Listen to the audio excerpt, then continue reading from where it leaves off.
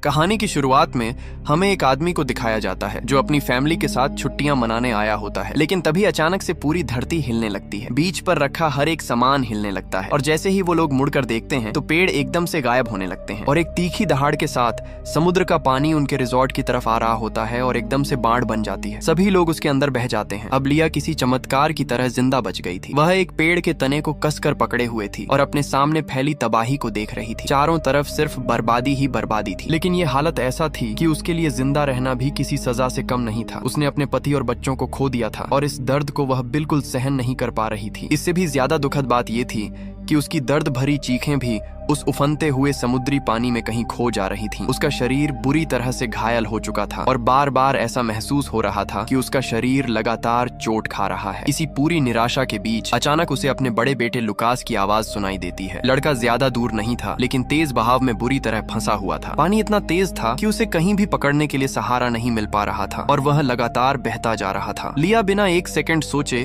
पेड़ का सहारा छोड़ देती है और अपने बेटे को बचाने के लिए उसकी तरफ बढ़ जाती है, लेकिन उसका शरीर उसका साथ नहीं दे रहा था। वह खुद को कंट्रोल भी नहीं कर पा रही थी। फिर भी एक माँ की जिद और हिम्मत के दम पर वह पूरी ताकत लगाकर अपने बेटे की तरफ तैरने लगती है। अचानक वह पानी के अंदर खींच जाती है। उसे अंदाजा भी नहीं था कि पानी के अंदर तैर रही टूटी फूटी लकड़ियां कितनी खतरनाक हो चुकी हैं। तभी एक तेज लकड़ी सीधे उसके शरीर में घुस जाती है और उसे आर पार चीर देती है। उस पल उसे असहनीय दर्द महसूस होता है और अब वह कुछ भी करने की हालत में नहीं रहती, बस लाचार होकर पानी के साथ बहने लगती है। दूसरी तरफ लुकास किसी तरह एक टहनी को पकड़ लेता है और खुद को संभालने की कोशिश करता है। लिया जोर से चिल्लाकर उसे कहती है कि वह वहीं रुका रहे, हिले नहीं, लेकिन लुकास अपनी माँ को ऐसे बहते हुए कैसे देख सकता था। वह टहनी छोड़ देता है और माँ की तरफ तैरने लगता है। दोनों अपनी पूरी ताकत लगाकर एक दूसरे तक पहुंचने की कोशिश करते हैं, लेकिन पानी का बहाव इतना तेज है कि वे चाहकर भी एक दूसरे को छू नहीं पा रहे। तभी लिया को अचानक पानी में एक गद्दा तैरता हुआ दिखाई देता है। वह तुरंत लुकास को चिल्लाकर कहती है कि उसे पकड़ ले। लुकास उसकी बात मानकर गद्दे को पकड़ लेता है और उसी की मदद से दोनों धीरे धीरे एक दूसरे के करीब आने लगते हैं। हालात ऐसे होते हैं कि बस एक पल और वे एक दूसरे को पकड़ लेते। तभी लिया भी गद्दे का दूसरा किनारा पकड़ लेती है। वह पूरी जान लगाकर अपने बेटे का हाथ पकड़ने की कोशिश करती है, लेकिन फिर भी दूरी रह जाती है। दोनों हार नहीं मानते और जैसे ही वे एक दूसरे को पकड़ने ही वाले होते हैं तभी गद्दा अचानक किसी चीज से टकरा जाता है। इस टक्कर की वजह से दोनों का संतुलन बिगड़ जाता है और वे फिर से अलग हो जाते हैं, यहाँ तक कि दोबारा पानी के अंदर खींच जाते हैं। जैसे ही लिया फिर से पानी के ऊपर आती है, वह तुरंत घबराकर अपने बेटे को ढूंढने लगती है, लेकिन चारों तरफ देखने पर भी उसे लुकास कहीं नजर नहीं आता। वह उस तेज बहाव के बीच बेबस होकर उसका नाम पुकारती रहती है। उसकी आवाज में डर और निराशा साफ सुनाई देती है। खुशकिस्मती से लुकास की किस्मत मजबूत थी, वो भी इस भयानक हादसे से जिंदा बच गया। जब लिया ने उसे देखा उस पल उसके दिल का बोझ थोड़ा हल्का हुआ, लेकिन असली खतरा अभी भी टला नहीं था। उसी समय एक कार बहते हुए लुकास के पास से गुजरती है। वो डर के मारे देखता है कि दूर से एक और विशाल लहर तेजी से उनकी तरफ बढ़ रही है। देखते ही देखते वो पहाड़ जैसी पानी की दीवार सब कुछ अपने अंदर समेट लेती है। लुकास तुरंत पानी के अंदर गोता लगाता है, लेकिन वहां भी उसे तैरते हुए मलबे और टुकड़ों से जोर जोर की चोट लगती है। कितनी देर बीत जाती है उसे खुद नहीं पता। आखिरकार वो दोबारा पानी के ऊपर आता है और किसी तरह एक बिजली के खंभे को पकड़ लेता है। थोड़ा संभलने के बाद उसे एहसास होता है कि उसकी माँ उसके साथ नहीं है। उसका दिल घबराने लगता है। वो जोर जोर से माँ पुकारता है, लेकिन तभी उसकी नजर पड़ती है। उसकी माँ बिल्कुल हिल नहीं रही, बस पानी के साथ बहती जा रही है। ये देखकर लुकास पूरी तरह टूट जाता है। वो जोर जोर से रोने लगता है, अपनी माँ को लगातार आवाज देता है। तभी अचानक एक चमत्कार होता है। बेहोश पड़ी लिया जैसे अपने बेटे की आवाज सुन लेती है और धीरे धीरे होश में आ जाती है। दोनों फिर से पूरी ताकत लगाकर एक दूसरे की तरफ तैरते हैं और इस बार आखिरकार एक दूसरे को कसकर पकड़ लेते हैं। कुछ देर बाद जब उनका मन थोड़ा शांत होता है तो वे इस तबाह हो चुकी दुनिया में किसी सुरक्षित जगह की तलाश शुरू करते हैं। वे धीरे धीरे पानी से भरे इलाके से आगे बढ़ने लगते हैं, लेकिन उन्हें बिल्कुल अंदाजा नहीं होता कि आगे उनसे भी ज्यादा खतरनाक मुश्किलें उनका इंतजार कर रही हैं। इसी दौरान लिया का शरीर धीरे धीरे पानी में डूबने लगता है। तभी लुकास अचानक देखता है कि उसकी माँ के पैर के पीछे का हिस्सा बुरी तरह फटा हुआ है, मांस बाहर की तरफ निकला हुआ है। ये नजारा इतना डरावना था कि वो खुद घबरा जाता है। वो तुरंत अपनी माँ को रोकता है। लिया पीछे मुड़कर देखती है,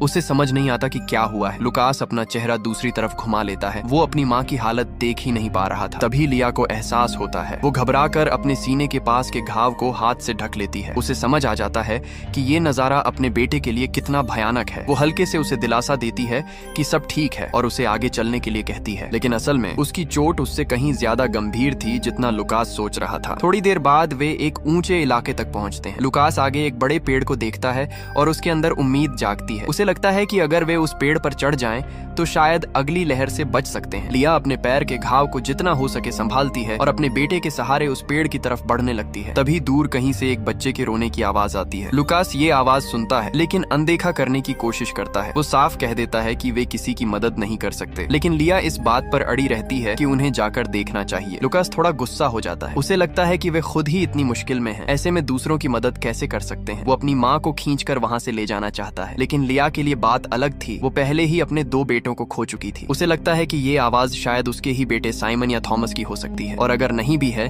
तो भी शायद यही आखिरी मौका है जब वे किसी की मदद कर सकते हैं। माँ की ये बात लुकास के दिल को छू जाती है। वो मान जाता है और दोनों उस आवाज की दिशा में जाने लगते हैं। आखिरकार उन्हें एक कोने में एक छोटा लड़का मिलता है जिसका नाम डेनियल होता है। वो बच्चा पूरी तरह सुरक्षित था, उसे कोई चोट नहीं लगी थी। हालांकि वो उसका भाई नहीं था, फिर भी लुकास उसे एक बड़े भाई की तरह संभालता है, उसे शांत करता है। इसके बाद वो अपनी माँ और डेनियल को लेकर उस बड़े पेड़ की तरफ वापस जाता है। लुकास को ये बिल्कुल अंदाजा नहीं था कि जिस अनजान बच्चे को उसने अभी बचाया है वही आगे चलकर उसके टूटे हुए परिवार को जोड़ने में एक अहम कड़ी बनेगा। लुकास पहले खुद पेड़ पर चढ़ता है और उस छोटे बच्चे को ऊपर सुरक्षित बैठा देता है। फिर वो अपनी माँ को ऊपर खींचने के लिए हाथ बढ़ाता है, लेकिन लिया मना कर देती है। वो नहीं चाहती कि उसका बेटा और ज्यादा तकलीफ उठाए। वो खुद चढ़ने की कोशिश करती है, लेकिन उसके घाव का दर्द इतना ज्यादा होता है कि वो एक कदम भी ठीक से नहीं बढ़ा पाती। ये देखकर लुकास तुरंत मदद के लिए आगे आता है। वो अपने हाथों को जोड़कर एक सहारा बनाता है ताकि उसकी माँ उस पर पैर रखकर ऊपर चढ़ सके। इस बार लिया मना नहीं करती। लुकास का छोटा सा शरीर उस वक्त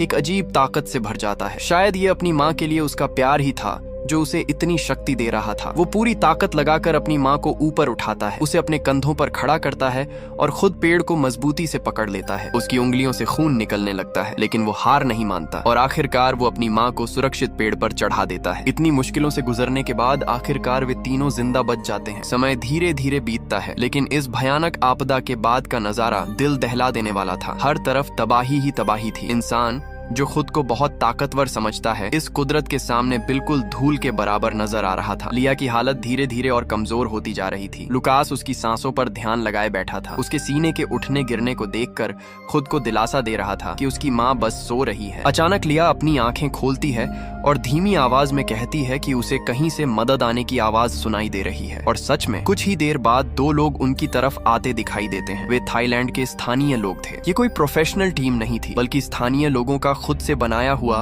एक छोटा सा रेस्क्यू ग्रुप था। उनके पास ज्यादा साधन नहीं थे, लेकिन उनके आने से उम्मीद जरूर जाग गई। उनमें से एक आदमी की मदद से लिया दर्द सहते हुए आगे बढ़ने की कोशिश करती है, लेकिन उसके घाव की वजह से हर कदम पर उसे असहनीय दर्द होता है। ज्यादा देर तक वो ये सह नहीं पाती और कुछ ही समय में बेहोश होकर गिर जाती है। जब लिया को होश आता है तो वो देखती है कि उसके आसपास बहुत से स्थानीय लोग खड़े हैं। जैसे ही उसकी नजर लुकास पर पड़ती है, उसका दिल थोड़ा शांत हो जाता है। गाँव के लोग उसकी मदद करते हैं, उसे कपड़े पहनाते हैं और कहते हैं कि उसकी हालत बहुत गंभीर है, उसे तुरंत अस्पताल ले जाना होगा, वरना हालत और खराब हो सकती है। थोड़ी ही देर में सबकी मदद से वे लोग एक गाड़ी में बैठकर अस्पताल के लिए निकल जाते हैं। जाते वक्त लिया को अचानक डेनियल याद आता है, लेकिन उस वक्त उसकी हालत ऐसी नहीं थी कि वो उसके बारे में सोच सके। फिर भी उसे भरोसा होता है कि गांव वाले उसका ख्याल रख लेंगे। अस्पताल जाते समय लुकास अपनी आंखों से इस तबाही का असली डर देखता है। सड़क के किनारे जगह जगह उन लोगों की लाशें पड़ी थीं जो इस हादसे में मारे गए थे। वो ये समझ जाता है कि उसका और उसकी माँ का जिंदा बच जाना किसी चमत्कार से कम नहीं है। अस्पताल पहुंचने के बाद लुकास अपनी माँ के पास से एक पल के लिए भी दूर नहीं जाता। उसे डर था कि कहीं वो फिर से उसे खो ना दे। अस्पताल में इतनी भीड़ थी कि हर जगह लोग ही लोग थे। वही आदमी जिसने उनकी मदद की थी बहुत मुश्किल से लिया के लिए एक बेड ढूंढ पाता है। वो लुकास से कहता है कि अपनी माँ का ध्यान रखना और फिर वहां से चला जाता है। ये अजनबी लोग लुकास के लिए अंधेरे में एक रोशनी की तरह थे, जिन्होंने बिना जाने उसकी मदद की। लुकास अपनी माँ के पास बैठता है और सोचता है कि अब सब ठीक हो जाएगा, लेकिन तभी अचानक लिया का शरीर बेकाबू होकर कांपने लगता है। उसकी हालत बिगड़ने लगती है। उसे तुरंत एंटीबायोटिक दवाइयों की जरूरत होती है। वो लुकास से कहती है कि जल्दी से दवाइयों की अलमारी से दवा ला कर दे, लेकिन लेकिन समस्या ये थी कि सभी दवाइयों के नाम थाई भाषा में लिखे थे जो लुकास समझ ही नहीं पा रहा था। तभी सही समय पर डॉक्टर वहां पहुंच जाते हैं। लिया जल्दी जल्दी उन्हें समझाती है कि उसे एंटीबायोटिक चाहिए। वो अपनी हालत बताते हुए उनसे गुहार लगाती है कि उसकी जान बचा लें। डॉक्टर तुरंत दवा लेकर आते हैं और 2 डॉक्टर मिलकर उसका इलाज शुरू करते हैं। वे उसके घाव को साफ करते हैं, टांके लगाते हैं। लिया दर्द से तड़प रही होती है लेकिन फिर भी खुद को संभालने की कोशिश करती है। ये सब कुछ लुकास अपनी आंखों से देख रहा था। अपनी माँ के खुले घाव को देखकर उसका दिल टूट रहा था। वो ये सब देख नहीं पाता और अपना चेहरा दूसरी तरफ घुमा लेता है। किसी अपने को इस हालत में देखना हर किसी के बस की बात नहीं होती। इलाज के बाद लिया को एक बेड पर आराम करने के लिए लिटा दिया जाता है। अब लुकास उसकी देखभाल करने लगता है। वो एक संतरा छीलकर अपनी माँ को खिलाता है। इस छोटे से पल में दोनों को थोड़ी राहत मिलती है। कम से कम वे अभी एक दूसरे के साथ तो हैं। इसी बीच लिया की नजर बगल वाले बेड पर पड़ी एक महिला पर जाती है। उस महिला की आंखें बिल्कुल खाली थीं, जैसे उसने इतना कुछ देख लिया हो कि अब उसमें कोई भावना ही नहीं बची। लिया उससे बात करने की कोशिश करती है लेकिन वो कोई जवाब नहीं देती। तब लिया लुकास से कहती है कि उसे भी थोड़ा संतरा दे दें। जैसे ही लुकास संतरा उसके पास ले जाता है, अचानक वो महिला जोर जोर से कांपने लगती है। लिया को लगता है कि उसे उल्टी आने वाली है। वो जल्दी से लुकास से कहती है कि उसका सिर साइड में कर दे ताकि उसे घुटन ना हो। लेकिन जैसे ही वो ये कहती है, महिला अचानक खून की उल्टी करने लगती है। ये देखकर लिया तुरंत नर्स को बुलाने के लिए चिल्लाती है। उसे समझ आ जाता है कि शायद उस महिला के अंदरूनी अंगों को भी गंभीर चोट लगी है। लेकिन अगले ही पल लिया को खुद भी उल्टी जैसा महसूस होने लगता है। शायद उसके अंदरूनी अंग भी बुरी तरह से चोटिल हो चुके थे। वो भी जोर जोर से खून की उल्टी करने लगती है। ये देखकर लुकास बुरी तरह डर जाता है। नर्स तुरंत वहां आती है और उसकी मदद करती है। लुकास अपनी माँ से कहता है कि वो उल्टी करना बंद कर दे, लेकिन लिया के बस में कुछ नहीं होता। आखिरकार कुछ देर बाद वो रुकती है। भले ही वो खुद बहुत डर चुका था, लेकिन फिर भी लुकास अपनी माँ के पास ही रहता है और उसकी देखभाल करता रहता है। दूसरी तरफ एक आदमी मलबे के बीच पागलों की तरह अपनी पत्नी और बच्चों को ढूंढ रहा था। उसका नाम हेनरी था। वो लिया का पति और लुकास का पिता था। वो काफी समय से उन्हें ढूंढ रहा था, लेकिन अब तक उसे अपनी पत्नी और बड़े बेटे का कोई पता नहीं चला था। असल में वो आदमी पूरे समय होटल के आसपास ही खोज करता रहा था, लेकिन उसकी किस्मत से उसके छोटे दोनों बेटे थॉमस और साइमन सुरक्षित थे। इसलिए वो एक तरफ दोनों बच्चों का ख्याल रख रहा था और दूसरी तरफ लिया और लुकास को ढूंढने की कोशिश कर रहा था। तभी उसे खबर मिलती है कि सभी बचे हुए लोगों को पहाड़ के ऊपर बने एक सुरक्षित कैंप में ले जाया जा रहा है। ये सुनकर वो एक मुश्किल फैसले के सामने खड़ा हो जाता है। क्या वो अपने छोटे बच्चों के साथ सुरक्षित जगह चला जाए या यहीं रुककर अपनी पत्नी और बड़े बेटे को ढूंढता रहे? उसका दिल मानने को तैयार नहीं था। वो सोचता है क्या पता लिया और लुकास अभी भी यहीं कहीं मलबे में हो। अगर वो चला गया और उन्हें नहीं ढूंढ पाया तो? आखिरकार वो भारी दिल से फैसला लेता है। वो अपने 7.5 साल के बेटे थॉमस को कहता है कि वो अपने छोटे भाई साइमन का ध्यान रखे। अंदर से टूटते हुए भी वो यही कर सकता था। वो दोनों बच्चों को एक ट्रक पर बैठा देता है और एक साथ जा रही महिला के हवाले कर देता है। वो उससे वादा करता है कि वो उन्हें जरूर ढूंढकर उनके पास आएगा। जैसे ही ट्रक दूर जाता है, एक पिता का दिल जैसे अंदर से कट जाता है, लेकिन उसके पास रुककर दुख मनाने का समय नहीं था। वो तुरंत मुड़ता है और फिर से मलबे में अपनी तलाश शुरू कर देता है, लेकिन किस्मत उसका साथ नहीं देती। अचानक उसका पैर फिसल जाता है और वो एक गड्ढे में गिर जाता है। उसे काफी चोट लगती है। बड़ी मुश्किल से वो खुद को बाहर निकालता है। कुछ देर बाद उसे एक रेस्क्यू गाड़ी मिलती है और वो उसके साथ आगे जाकर लोगों को ढूंढने लगता है। रास्ते में उसे कई लाशों से भरे बैग दिखाई देते हैं। हर एक बैग को खोलते समय उसका दिल जोर जोर से धड़कता है। हर बार वो मन ही मन प्रार्थना करता है, भगवान ये लिया ना हो, ये लुकास ना हो। उधर अस्पताल में अचानक एक आदमी दौड़ता हुआ आता है और लुकास को पकड़ लेता है। वो अपनी भाषा में तेजी से कुछ बोलता है जो लुकास समझ नहीं पाता, लेकिन उसके इशारों से लुकास को समझ आता है कि वो किसी बच्चे को ढूंढ रहा है। वो आदमी उसे एक फोटो दिखाता है। लुकास तुरंत अपनी माँ के पास जाकर ये बात बताता है। लिया उससे कहती है कि अगर वो मदद कर सकता है तो जरूर करे। वो कहती है कि वो खुद यहीं रहेगी, कहीं नहीं जाएगी। लुकास एक छोटा सा नोटबुक उठाता है और अस्पताल में इधर उधर भागने लगता है। वो उन लोगों के नाम लिखने लगता है जो खुद चल फिर नहीं सकते थे। फिर वो जोर जोर से नाम पुकारने लगता है। काफी देर तक पुकारने के बाद अचानक एक छोटा लड़का जवाब देता है। लुकास उसके पास जाता है और उसे देखते ही चौंक जाता है। ये वही बच्चा था जिसे वो आदमी ढूंढ रहा था। वो तुरंत उस लड़के को बताता है कि उसने उसके पिता को देखा है और उसे वहीं रुकने के लिए कहता है। जाने से पहले वो उसे गले लगाता है और उसे भरोसा दिलाता है कि वो अभी उसके पिता को लेकर आएगा। ये सोचकर कि अब एक बिछड़ा हुआ पिता और बेटा मिल जाएंगे, लुकास के अंदर एक नई ऊर्जा आ जाती है। वो दौड़ते हुए उस आदमी को ढूंढने जाता है और उसे लेकर आता है। जब वो दोनों मिलते हैं और एक दूसरे को गले लगाते हैं तो वो नजारा देखकर लुकास के दिल को बहुत सुकून सुकून मिलता है। वो खुशी खुशी ये अच्छी खबर अपनी माँ को बताने के लिए वापस दौड़ता है, लेकिन जैसे ही वो कमरे में पहुंचता है वो देखता है कि बेड खाली है, लिया वहाँ नहीं होती। वो एकदम सन्न रह जाता है। वो बगल में बैठी उसी सुन्न सी महिला से पूछता है, लेकिन उससे कोई जवाब नहीं मिलता। अब लुकास घबरा जाता है। वो पूरे वार्ड में जोर जोर से माँ पुकारने लगता है। उसकी आवाज बैठ जाती है, लेकिन वो रुकता नहीं। तभी कुछ लोग उस बेड को हटाने आते हैं। लुकास उन्हें रोक देता है। वो किसी को भी अपनी माँ की जगह लेने नहीं देना चाहता। वो स्टाफ से बहस करने लगता है। तभी नर्स एना वहाँ आती है और उसे शांत करने की कोशिश करती है। लुकास उसे बताता है कि उसकी माँ अभी यहीं थी और अचानक गायब हो गई। एना रजिस्टर चेक करती है और उसे भरोसा दिलाती है कि वो उसकी माँ को ढूंढने में मदद करेगी। धीरे धीरे एना उसे शांत करती है। कुछ देर बाद वो उसे एक बड़े टेंट में ले जाती है। वहाँ बहुत सारे बच्चे बैठे होते हैं, कुछ छोटे कुछ बड़े। सभी के चेहरे खाली और डरे हुए थे। लुकास को समझ नहीं आता कि अब आगे क्या होगा। उसके दिमाग में बस एक ही बात चल रही थी, उसकी माँ कहाँ है। थोड़ी देर बाद एना फिर आती है। वो उससे कुछ सवाल पूछती है और फिर उसके शरीर पर एक टैग चिपका देती है। जैसे ही वो टैग लगाया जाता है, लुकास को धीरे धीरे समझ आने लगता है कि इसका क्या मतलब है, लेकिन वो इस सच को मानना नहीं चाहता। वो इधर उधर देखता है। बाकी बच्चों के शरीर पर भी वैसे ही टैग लगे हुए थे। अब उसे पूरी तरह समझ आ जाता है, शायद उसकी माँ अब कभी वापस नहीं आएगी। ये सोचकर वो एक कोने में बैठ जाता है, सिर झुका लेता है और धीरे धीरे रोने लगता है, इतना धीरे कि उसकी आवाज भी बाहर नहीं निकलती। रात हो जाती है। लुकास बिस्तर पर लेटा हुआ होता है,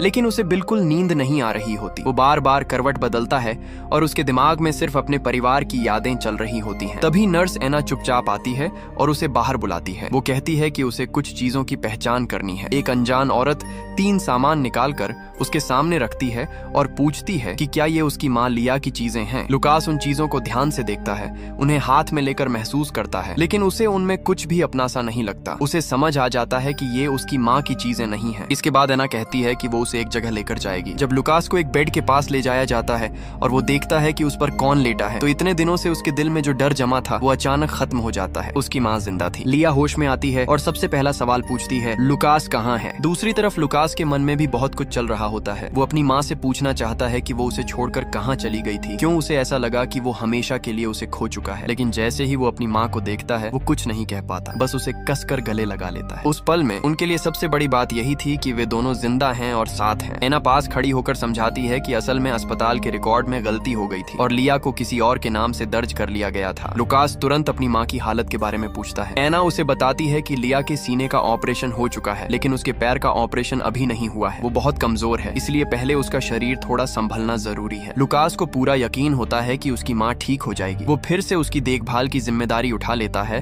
और हर समय उसके पास रहने लगता है। एक दिन जब लुकास अस्पताल के कॉरिडोर में चल रहा होता है, अचानक उसे एक जाना पहचाना चेहरा दिखाई देता है। वो डेनियल था, वही छोटा लड़का जिसे उसने और उसकी माँ ने बचाया था। लुकास उसे देखता है और उसके पीछे पीछे जाता है। वो देखता है कि डेनियल एक आदमी के साथ हंसते खेलते हुए बाहर खड़ा है। वो अपने पिता के साथ था। ये देखकर लुकास के दिल को बहुत सुकून मिलता है। वो खुश होकर ये खबर अपनी माँ को बताने के लिए वापस जाता है, लेकिन जैसे ही वो कमरे में पहुंचता है, लिया उसे अपने पैर दिखाने के लिए कहती है। लुकास का दिल घबरा जाता है। उसे समझ आ जाता है कि उसकी माँ की हालत शायद और बिगड़ गई है, लेकिन वो सीधे सच नहीं बोलता। वो बस धीरे से कहता है कि सब ठीक हो जाएगा। इसके बाद वो चुपचाप एना के पास जाता है और उसे अपनी माँ की हालत के बारे में बताता है। एना उसे भरोसा दिलाती है कि वो जल्दी ही ऑपरेशन का इंतजाम करेगी। दूसरी तरफ हेनरी अभी भी अपनी पत्नी और बेटे को ढूंढ रहा होता है। वो आखिरकार उसी अस्पताल में पहुंचता है। ये उसकी लिस्ट का आखिरी अस्पताल था, लेकिन अस्पताल के बाहर गाड़ी रोकने की इजाजत नहीं होती। ड्राइवर उसे जल्दी करने के लिए कहता है। हेनरी उससे सिर्फ 5 मिनट मांगता है और किसी तरह वो मान जाता है। हेनरी जल्दी जल्दी अंदर जाता है और हर कमरे में ढूंढने लगता है, लेकिन किस्मत फिर उसके साथ खेल खेलती है। उसी समय जब वो नीचे जा रहा होता है, लुकास दूसरी तरफ के दरवाजे से अंदर आता है। दोनों एक दूसरे के बिल्कुल पास से गुजर जाते हैं, लेकिन मिल नहीं पाते। हेनरी ऊपर वाले फ्लोर पर पहुंचता है और हर कमरे में ढूंढता है। उसी समय लिया के बेड के सामने पर्दा खींचा हुआ होता है, जिसकी वजह से वो उसे देख नहीं पाता। लिया उस पर्दे के पीछे से एक जाना पहचाना सा साया देखती है। वो समझ जाती है, लेकिन इतनी कमजोर होती है कि आवाज भी नहीं निकाल पाती। वो बस उसे जाते हुए देखती रह जाती है। उसी समय जब लुकास सामान लेने के लिए लाइन में खड़ा होता है, उसकी नजर अचानक एक बहुत ही पहचान वाली पीठ पर पड़ती है। वो बस एक झलक होती है, लेकिन वो तुरंत पहचान लेता है। वो उसके पिता हेनरी थे। वो तुरंत दौड़ पड़ता है। इसी बीच थॉमस और साइमन को लेकर जो गाड़ी जा रही होती है, वो भी उसी अस्पताल के बाहर आकर रुकती है। साइमन को पेशाब लगती है और वो गाड़ी से उतरकर झाड़ियों की तरफ चला जाता है। उन्हें बिल्कुल पता नहीं होता कि उनका बड़ा भाई उनसे कुछ ही दूरी पर है। लुकास पूरी कोशिश करता है अपने पिता को ढूंढने की, लेकिन वो नजर नहीं आते। उधर हेनरी वापस गाड़ी में बैठ चुका होता है और जाने वाला होता है। थॉमस और साइमन वापस आ रहे होते हैं और उसी पल लुकास जोर से चिल्लाता है, आखिरकार तीनों भाई एक दूसरे को देख लेते हैं और दौड़कर एक दूसरे को कसकर गले लगा लेते हैं। लुकास इतना इमोशनल हो जाता है कि उससे कुछ बोला ही नहीं जाता। उस पल से ज्यादा कीमती उसके लिए कुछ नहीं था। तभी वो ऊपर देखता है, उसका पिता हेनरी उनकी तरफ आ रहा होता है। लुकास दौड़कर उसके पास जाता है और उसे गले लगा लेता है। इतने दिनों का डर, दर्द और अकेलापन सब उसकी आंखों से आंसुओं के रूप में बाहर निकल आता है। हेनरी भी अपने बेटे को कसकर पकड़ लेता है। उस पल की गर्माहट उनके सारे जख्मों को भरने के लिए काफी थी। कुछ देर बाद लुकास अपने पिता को बताता है कि माँ भी इसी अस्पताल में है। हेनरी ये सुनकर एकदम रुक जाता है और फिर लुकास उसे लेकर लिया के पास जाता है। जब लिया अपने पति और दोनों छोटे बेटों को अपने सामने जिंदा देखती है तो उसे यकीन ही नहीं होता कि ये सच है। लेकिन जैसे ही वो अपने पति का हाथ पकड़ती है उसे एहसास होता है उसका परिवार वापस आ गया है। कुछ देर बाद लिया को ऑपरेशन के लिए ले जाया जाता है। परिवार बाहर खड़ा होकर बेसब्री से इंतजार करता है। आखिरकार डॉक्टर बाहर आता है और बताता है ऑपरेशन सफल रहा। इसके बाद वे सभी सिंगापुर के लिए फ्लाइट लेते हैं जहाँ लिया का आगे का इलाज होना था। जाने से पहले लुकास अपनी माँ के पास आता है और उसे एक छोटी सी बात बताता है।